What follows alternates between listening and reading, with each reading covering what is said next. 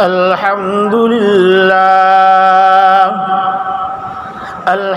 لله نحمده ونستعينه ونستغفره ونؤمن به ونتوكل عليه ونعوذ بالله من شرور أنفسنا ومن سيئات أعمالنا من يهده الله فلا مضل له ومن يضلله فلا هادي له ونشهد أن لا إله إلا الله وحده لا شريك له ونشهد أن سيدنا وسندنا ومولانا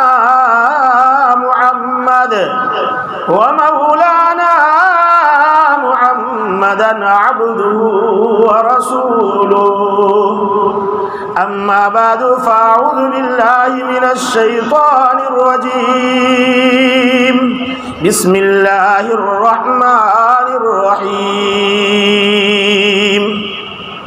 شهر رمضان الذي أنزل فيه القرآن هدى للناس وبينات من الهدى والفرقان وقال النبي صلى الله عليه وسلم اقرأوا القرآن فإنه يأتي يوم القيامة شفيعا لأصحابه صدق الله المولانا العظيم وصدق رسوله النبي الأمي الكريم ونحن على ذلك لمن الشاهدين والشاكرين والحمد لله رب العالمين. درود شریف پڑھ لیجیے. اللهم صل على محمد وعلى آل محمد كما صليت على إبراهيم وعلى آل إبراهيم إنك حميد مجيد. اللهم بارك على محمد وعلى آل محمد كما باركت على إبراهيم وعلى آل إبراهيم إنك حميد مجيد. گرامی قدر عزیز دوستو، رمضان مبارک کی پہلی جمعہ ہے. اتنا بابرکت دن اللہ تبارک و تعالیٰ نے مجھے اور آپ کو دیا ہے. یہی وہ دن ہے رمضان مبارک کے جس کے لیے حضور اکرم صلی اللہ علیہ وسلم 2 مہینے پہلے سے دعا مانگتے تھے کہ اللہ رجب اور شعبان میں برکت دے اور عمر اتنی دراز کر دے کہ مجھے رمضان مل جائے.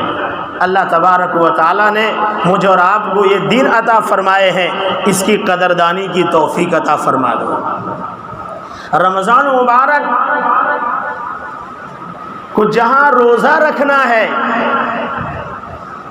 رمضان میں ہی روزے رکھنے کی وجہ کیا ہے؟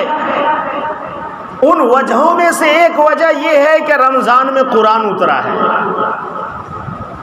ورنہ پہلی امت کو بھی روزہ تھا لیکن اس طرح نہیں تھا، رمضان نہیں تھا. رمضان مبارک ہی میں روزہ اللہ یوں کہہ دیتے کہ 30 دن کے روزے رکھ لو،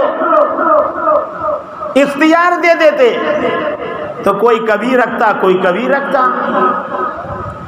اور اگر اللہ یوں کہتے بھائی روزے رکھا کرو اس میں فائدہ ہے تو کوئی روزے ہی رکھتے رہتا، کوئی بالکل نہ رکھتا. 30 دن کے کہتے تو کوئی کبھی رکھتا کوئی کبھی رکھتا.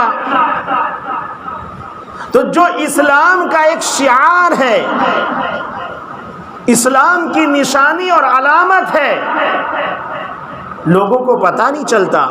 اتنی بڑی عبادت رمضان کی، روزے کی کسی کو پتہ نہیں چلتا. اللہ تبارک و تعالی نے یوں کہا کہ پوری امت ایک ساتھ میں روزہ رکھے، اور ضروری ہے، رکھنا ہی ہوگا. کسی صورت میں آپ بہانہ بازی کرو یہ نہیں چلے گا. روزہ فرض ہے، یہ رکھنا ہی ہوگا. فمن شہید منکم الشہر فلیصم. ہاں بیماروں کو رخصت دی گئی کہ بعد میں اس کی قضا کر لینا، عورتوں کو رخصت دی گئی بعد میں قضا، وہ اور مسائل ہیں، ورنہ روزہ ہر عاقل بالغ مرد اور عورت پر فرض ہے. ایک شعار اسلام ہے. رمضان کو رمضان اس لیے کہا جاتا ہے، جب پہلی بار روزے کا حکم آیا تو سخت گرمی کا موسم تھا. ایسا لگ رہا تھا کہ گرمی کی وجہ سے انسان جھلس جائے. رمض کا معنی جھلسانے کے آتے ہیں، جلانے کے. فرماتے رمضان مبارک کا مہینہ روزے دار کے گناہوں کو جھلسا دیتا ہے، جلا دیتا ہے. جیسے لوہے کے زنگ کو آگ کی بھٹی ختم کر دیتا ہے، ٹھیک اسی طریقے سے ایمان والے کے گناہوں کو روزہ ختم کر دیتا ہے. آپ تعلیم سنتے ہوں گے، اس کے فضائل سنتے ہوں گے. تو جہاں رمضان ہی میں مقرر کیا تو من جملہ اس کی حکمتوں میں سے ایک حکمت اور وجہ قرآن کریم کا نزول ہے. اللہ نے اس مہینے میں قرآن نازل فرمایا. قرآن ہدایت ہے. قرآن میرے اور آپ کے لیے سکون کا، اطمینان کا باعث ہے. قرآن انسان کو اللہ سے ملانے والی کتاب ہے. قرآن گمراہی سے نکال کر انسان کو ہدایت دیتا ہے. قرآن اندھیرے سے نکال کر روشنی کی طرف لاتا ہے. قرآن جو ہے میرے بھائیوں ہر ایک کو فائدہ پہنچاتا ہے. ہدی للناس، ہدایت ہے لوگوں کے لیے. یہ ایسی کتاب ہے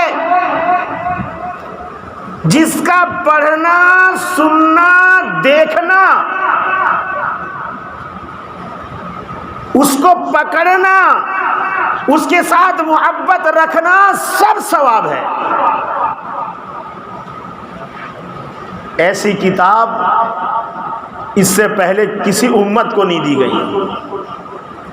روایت میں آتا ہے حضرت ابو منذر رضی اللہ تعالیٰ عنہ سے رسول اکرم صلی اللہ علیہ وسلم نے فرمایا، میں مسجد سے نکلنے سے پہلے تمہیں ایک ایسی صورت بتانے والا ہوں جو تمام سے افضل ہے.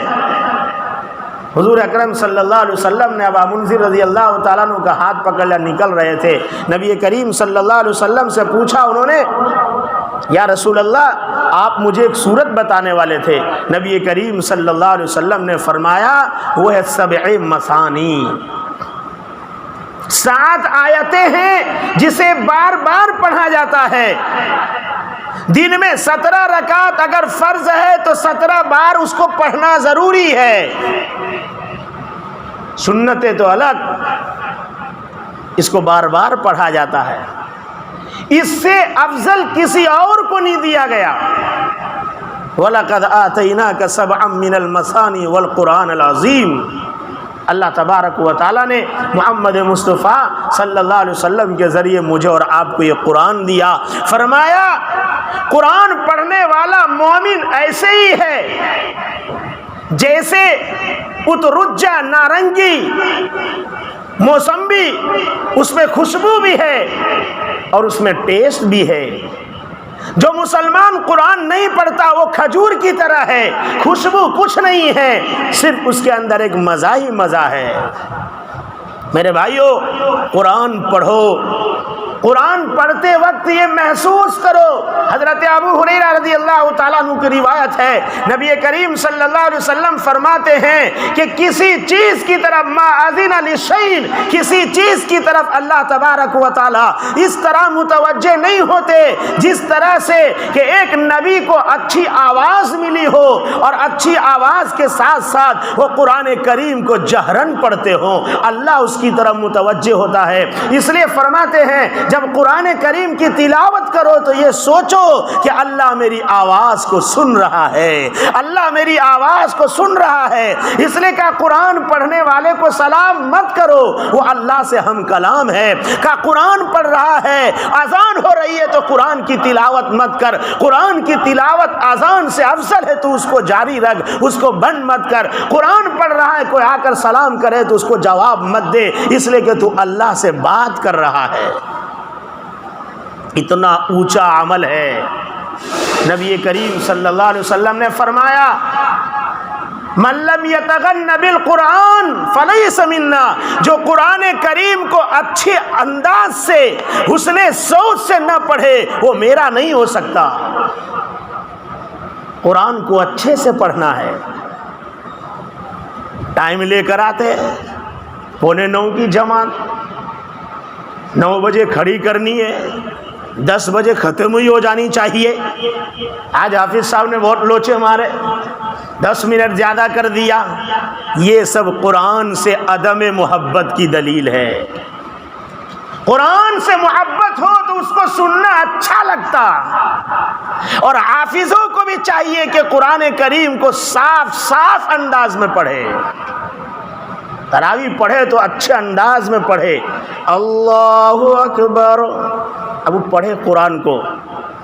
الحمدللہ رب العالمین الرحمن الرحیم مالک یوم الدین ایاک نعبد و ایاک نستعین اہدنا الصراط المستقیم صراط الذین انعمت علیہم غیر المغضوب علیہم ولا الضالین۔ آپ ایسے بھی پڑھو گے تو 1.25 گھنٹے سے پہلے ہی 1.25 پارے کی تراویح ہو جائے گی، لیکن ہمارا اللہ الحمدللہ رب العالمین الرحمن مالک بہت فائن حافظی سے نہیں، یہ قرآن نہیں ہو رہا ہے۔ فرمایا بعض قرآن پڑھنے والے ایسے ہیں جس پر قرآن لعنت کرتا ہے، اور قوم ایسی ہو چکی ہے ایسے ہی حافظی کو وہ پسند کرتے ہیں جو ہتھوڑا مار رہا ہو۔ معاف کیجئے گا، قرآن سے محبت یہ ہے قرآن کو تجوید کے ساتھ اچھے آواز میں پڑھا جائے۔ علامہ انور شاہ کشمیری رحمۃ اللہ علیہ من لم یتغن بالقرآن کی تشریح میں فرماتے تھے، فرمایا اس کا مطلب یہ ہے من لم یوضع القرآن موضع الغنا، جیسے انسان جب کسی چیز میں مست ہوتا ہے تو وہ گنگنانے لگتا ہے۔ فرمایا یہ ایمان والا جب کسی چیز میں مست ہوتا ہے تو وہ قرآن کی تلاوت کرنے لگتا ہے۔ کیسے کوئی مستی میں گانا گانے لگتا ہے، جھومنے لگتا ہے، کہ مومن جب جھوم آتا ہے، مستی میں آتا ہے تو وہ قرآن پڑھتا ہے۔ اس لیے بھائی رمضان مبارک میں ایسے حفاظ کو حاضر کرو جو بہترین قرآن پڑھنے والا ہو، اچھے انداز میں پڑھنے والا ہو، ایسا لگے کہ اللہ کا کلام پڑھا جا رہا ہے۔ اور بھائی یہ وہ مہینہ ہے جس میں جبرائیل آئے آخری سال میں، حضور اکرم صلی اللہ علیہ وسلم کو قرآن پڑھ کے سنایا، اور پھر حضور نے پڑھا اور جبرائیل علیہ الصلوۃ والسلام نے سنا۔ یہ جبرائیل اور محمد مصطفیٰ صلی اللہ علیہ وسلم والا عمل ہے، لیکن ہمارا تو قرآن کے ساتھ حال یہ ہے، ایک تو پٹ پٹ پٹ پٹ پٹ پٹ قرآن کو پڑھنا ہے، اور دوسرا عالم یہ ہے کہ پہلی رکعت میں سب بیٹھے ہوئے ہیں، جب جو ہے رکوع کا وقت آتا ہے تو یوں دوڑتے دھپ دھپ دھپ دھپ کرتے ہوئے اور رکعت باندھ لیتے ہیں۔ یہ قرآن کی توہین ہو رہی ہے۔ جس جگہ پہ قرآن کی توہین ہو وہاں اللہ کی رحمت اور برکت نہیں آیا کرتی۔ ہم کہاں جا رہے ہیں؟ قرآن کی ایک ایک آیت پر اللہ کے وعدے ہیں۔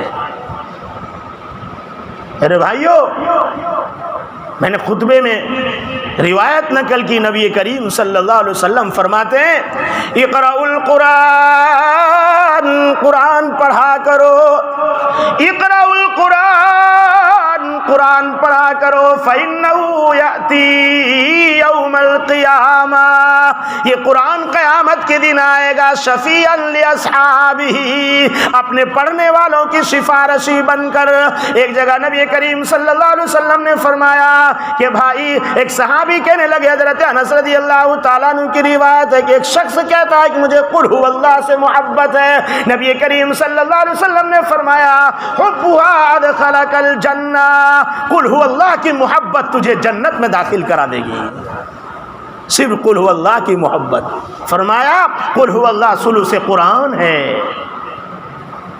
قرآن میں 3 قسم کے مضامین، اس میں ایک مضمون توحید کا ہے اور قل هو اللہ میں توحید ہے۔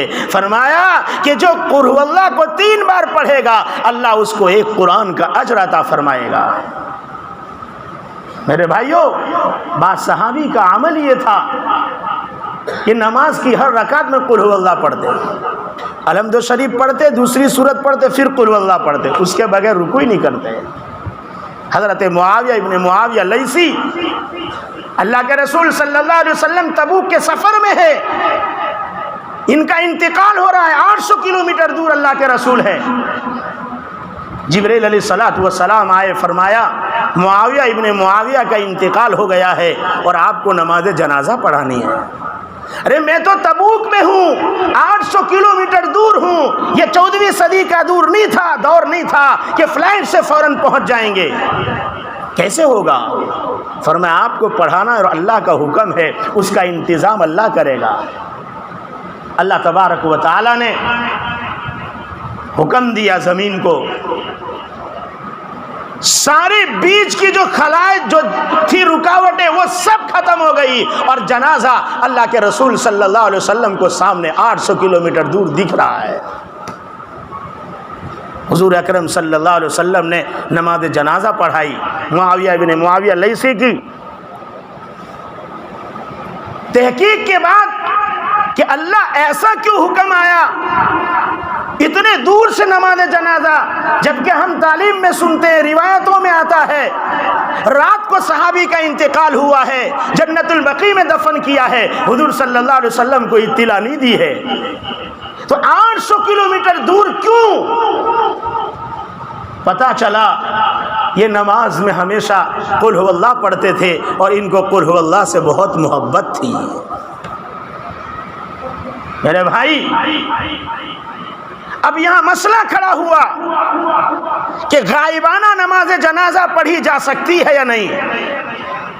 امام ابو حنیفہ رحمۃ اللہ علیہ فرماتے یہ خصوصیت نبی ہے کہ وہ 800 کلومیٹر دور ہیں اور پھر معاویہ کی نماز جنازہ پڑھا رہے ہیں، اس لیے کہ حضور کے سامنے سے ساری رکاوٹیں ہٹا دی گئی تھی، جیسے کہ مکہ میں بیٹھے ہیں اور بیت المقدس کی سیڑھیاں گنا رہے ہیں، یہ حضور کی خصوصیت تھی۔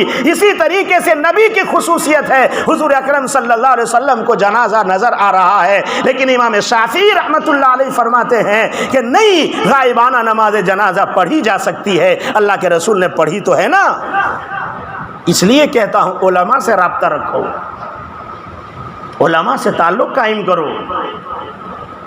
لوگ کہتے ہیں وَلَقَدْ يَسَّرْنَا الْقُرْآنَ لِلذِّكْرِ فَهَلْ مِن مُدَّكِرٍ، ہم نے قرآن کو آسان کر دیا ہر نصیحت والوں کے لیے۔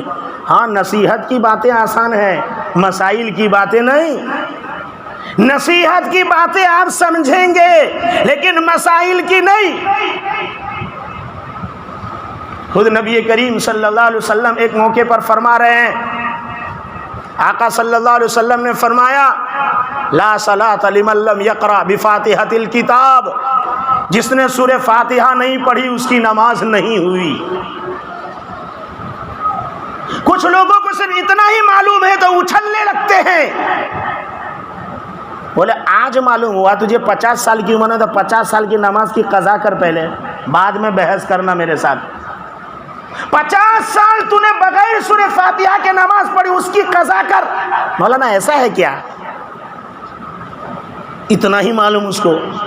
نبی کریم صلی اللہ علیہ وسلم نے دوسری بھی روایت بیان کی، فرمایا قال الامام غیر المغضوب علیہم ولا الضالین فقولوا آمین۔ جب امام صاحب کہے غیر المغضوب علیہم ولا الضالین تو مصلی پیچھے کہو آمین. من وافق تامینہ تامین الملائکہ غفر له ما تقدم من ذنبی. اس لیے کہ جب تم آمین کہتے ہو فرشتہ بھی آمین کہتا ہے. تمہارے اور فرشتے کی آمین اگر آپس میں ٹکرا گئی, میچ کھا گئی, تو اللہ تمہارے پچھلے گناہوں کو معاف کر دے گا. ایک روایت میں بٹوارا ہے, امام قرات کرے گا اور پیچھے والا آمین کہے گا, اور ایک روایت میں ہے کہ بغیر الحمدللہ کے نماز نہیں ہوتی. اب مولانا کے پاس جانا پڑے گا. نہیں تو بولے نہیں ہوتی تو امام پڑھتا تو میں بھی پڑھوں گا. تو اللہ تعالیٰ فرماتا وَإِذَا قُرِئَ الْقُرْآنُ, جب قرآن پڑھا جائے تو فَاسْتَمِعُوا لَهُ وَأَنصِتُوا, سنو اور چپ رہو. پڑھنا منع ہے. اب قرآن سے اس لیے علماء کی ضرورت پڑے گی. جو لا صلاۃ لمن لم یقرأ والی روایت ہے وہ اکیلے نماز پڑھنے کے ساتھ تعلق ہے, اور جو غیر المغضوب والی روایت ہے اس کا تعلق امام کے ساتھ ہے. اس کا فیصلہ علماء آپ کو کر کے دیں گے.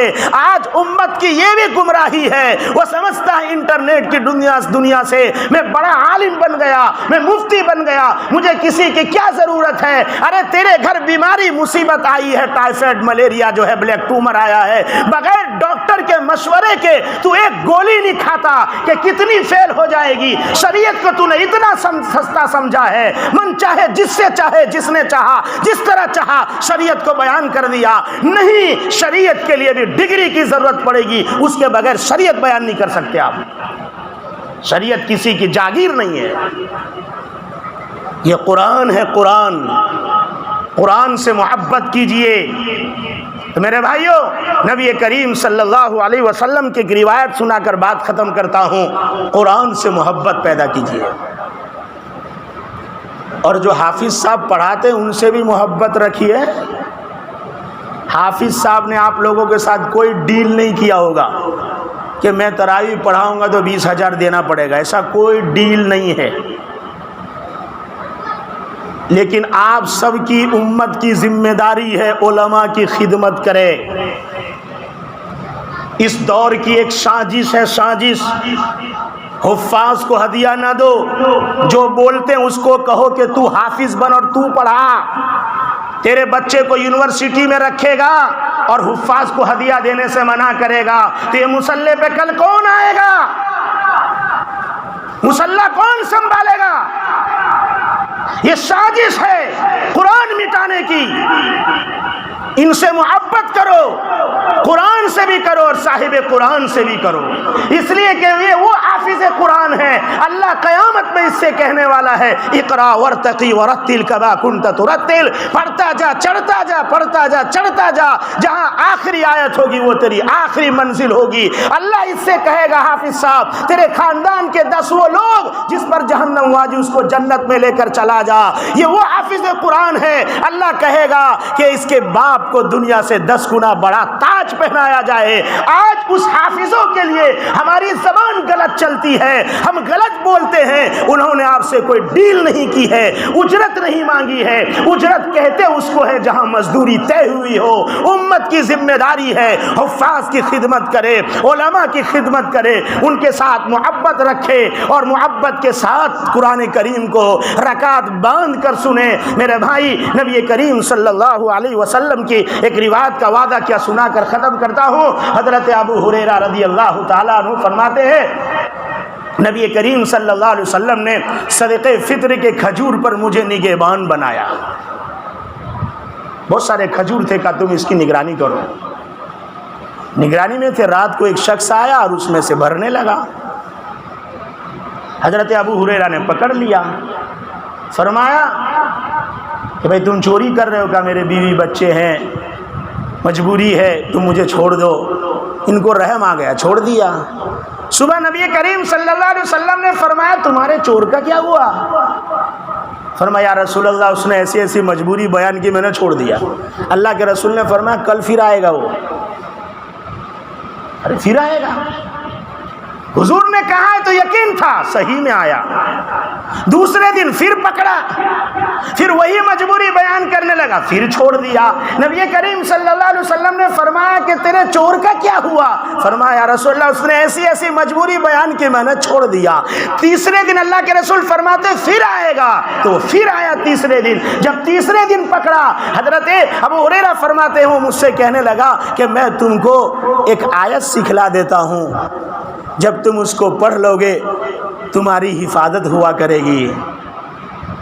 کہا سکھا دو یار، سکھا دو گے تو چھوڑ دوں گا۔ انہوں نے فرمایا کہ وہ آیت الکرسی ہے، تم اس کو پڑھا کرو، تمہارے اوپر کبھی شیطان غالب نہیں آ سکے گا۔ صبح نبی کریم صلی اللہ علیہ وسلم، روایت لمبی ہے، وقت آپ کا ہو گیا ہے، نبی کریم صلی اللہ علیہ وسلم نے صبح پوچھا رے تمہارے چور کا کیا ہوا؟ فرمایا یا رسول اللہ وہ تو آیا تھا، میں نے پکڑ بھی لیا، لیکن اس نے مجھ سے ایک آیت سکھانے کے اوپر جو ہے شرط کے ساتھ چھٹی مانگی، تو میں نے وہ آیت سیکھ لی اور جو ہے اس کو چھوڑ دیا۔ فرمایا کیا؟ کہا وہ آیت الکرسی ہے۔ نبی کریم صلی اللہ علیہ وسلم نے فرمایا کہ صحیح کہا ہے تم سے، لیکن سنو وہ کون تھا جانتے ہو؟ فرمایا نہیں جانتا۔ نبی کریم صلی اللہ علیہ وسلم نے فرمایا وہ خود شیطان تھا، وہ ہمیشہ جھوٹ بولتا ہے لیکن آج وہ تم سے سچ بول گیا۔ اور وہ فرماتے اس پر علماء کبھی کبھی جھوٹا بھی سچ بول جاتا ہے۔ نبی کریم صلی اللہ علیہ وسلم فرماتے روایت میں آتا ہے سورہ بقرہ کی آخری آیتیں پڑھ لیا کرو، رات کو ہر قسم کے شرور سے حفاظت ہوگی۔ اور ایک قول یہ بیان فرمایا کہ قیام لیل یعنی رات کو جو تہجد پڑھتے ہو وہ نہ پڑھی، صرف جو ہے آپ نے للہ ما فی السماوات آمن رسول لا یکلف اللہ کی آیت پڑھ لی، اللہ رات بھر کی عبادت کا ثواب عطا فرمائے گا۔ جب تک قل اعوذ برب الفلق قل اعوذ برب الناس کا نزول نہیں ہوا تھا، وہاں تک اللہ کے رسول روزانہ جو ہے اعوذ بکلمات اللہ التامات من شر کل شیطان ہامۃ ومن کل عین لامہ پڑھا کرتے تھے۔ لیکن جب یہ آیت نازل ہو گئی سورہ جو ہے فلق اور سورہ ناس، تو حضور اکرم صلی اللہ علیہ وسلم اس کی تلاوت کیا کرتے تھے۔ میرے بھائیو یہ قرآن ہے، اپنے پڑھنے والوں کے لیے سفارشی ہے، اس لیے ہر ایک صرف یہاں پر امام صاحب کی تراویح میں ختم قرآن کی دعا نہ ہو، بلکہ ہر مقتدی یوں کہے کہ مولانا صاحب میں نے 2 ختم کیا، میں نے 3 کیا، میرے 4 ہوئے ہیں، مولانا صاحب میرے تو 5 ہوئے ہیں، کوئی کہتا مولانا صاحب میرے تو 10 قرآن ہوئے ہیں۔ لہذا آج صرف امام صاحب ایک ختم قرآن کی دعا نہیں کرے گا، 27 کو آج پوری بستی کے 150 قرآن کے ختم کا سری گاؤں میں دعا ہوگی۔ ایسا ماحول آپ کو بنانا ہے، قرآن پڑھنا ہے، ایسا نہ ہو کہ رمضان ختم ہو گیا اور ہمیں قرآن پکڑنے کی نوبت تک نہیں آئی۔ اللہ تبارک و تعالیٰ ایسے چیزوں سے میرے اور آپ کی حفاظت فرمائے۔ اللہ جب تک رکھے ایمان پر رکھے، اللہ جب لے کر جاوے کلمہ طیبہ لا الہ الا اللہ محمد الرسول اللہ صلی اللہ علیہ وسلم پر مجھے اور آپ کو جو ہے وہ موت نصیب فرمائے۔ اللہ تبارک و تعالیٰ بقیہ جو دن بچے ہوئے ہیں اس کی